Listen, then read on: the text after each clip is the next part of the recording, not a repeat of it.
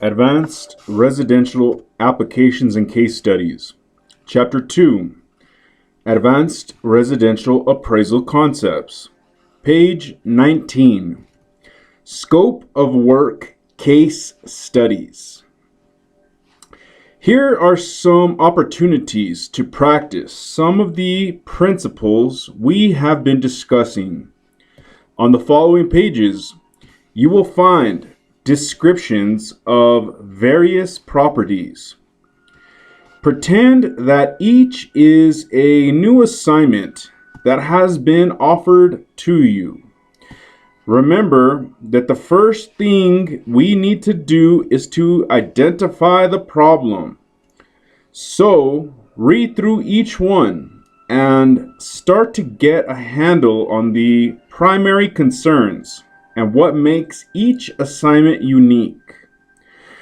For the purposes of these exercises, we'll assume that you are fully competent in each case and just can't wait to jump right in and tackle the challenges presented.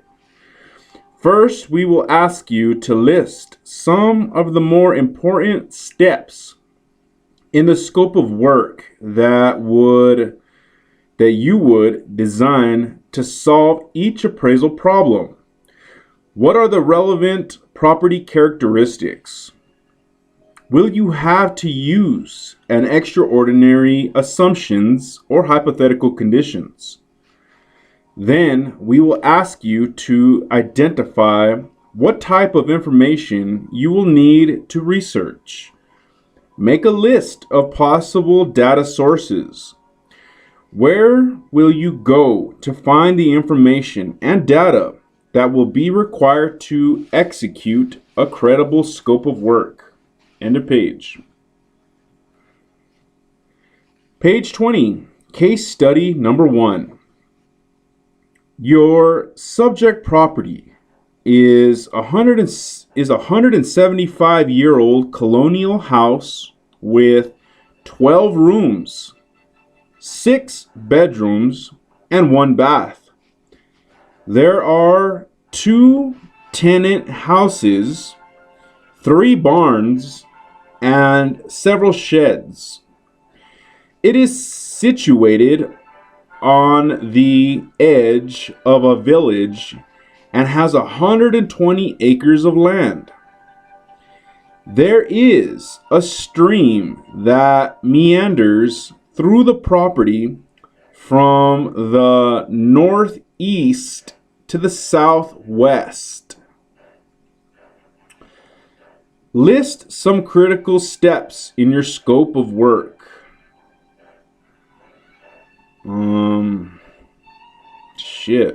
Some critical steps in your scope of work.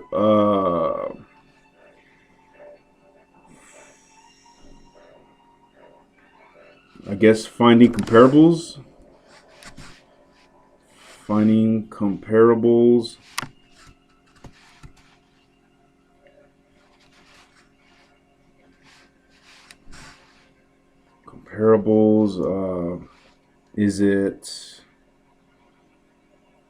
Is it legally conforming, perhaps? Conforming.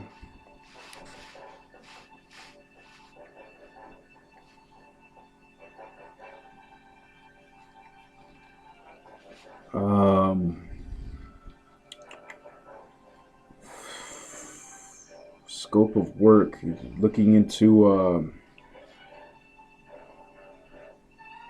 I'm thinking permits.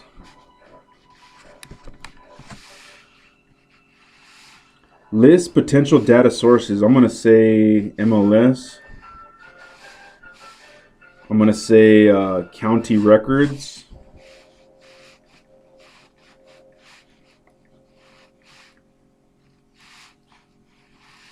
Submit. Case study number 1. Solutions. Scope of work. Here are some suggested steps you might want to employ in determining the scope of work for this case study. It is by no means an all-inclusive list. You may come up with some of the same thoughts, or you might have ideas that are different and even better. Number 1, investigate the zoning. That was my first thought too. Number 2, check the possibilities of subdividing the land. What is the minimum lot size? Interesting. Number 3, investigate the possibility of converting the house into 2 or more units based off of zoning. Interesting. Number 4, find out if there would be a market for the house with a few acres. Yep. Number 5, find out if the tenant houses can be sold off separately. Number 6, see if the tenant houses are rented and for how much. Are there leases? Number 7, see if the barns and sheds are usable. Can they be used for agricultural purposes or rented? And number 8, find out as much as you can about the land, the frontage, the shape, the topography, the character of soil and subsoil. Number 9, see if any part of the land is in a flood hazard area. Number 10, what is the access? Is it on a public highway? Number 11, are there any municipal utilities available at the site? Are there any nearby that could possibly be extended? Number 12, what is the demand for building lots? What are site values in the area? Number 13, what is the direction of growth around the village? Number 13, has the property been farmed? Are there any environmental problems from fertilizers, etc.?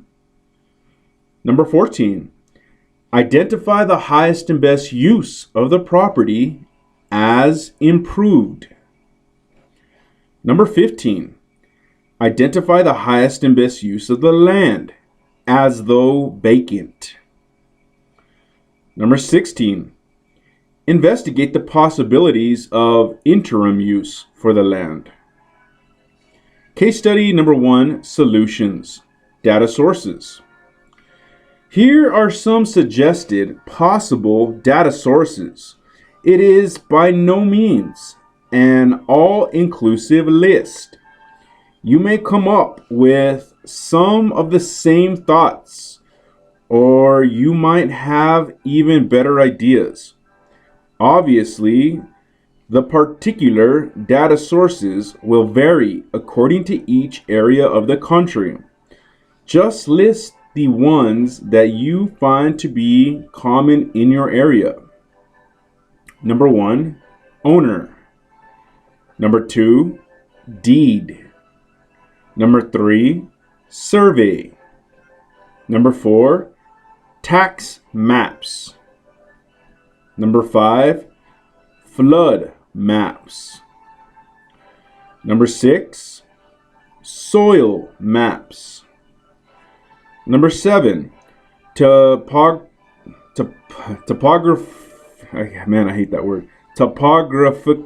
maps.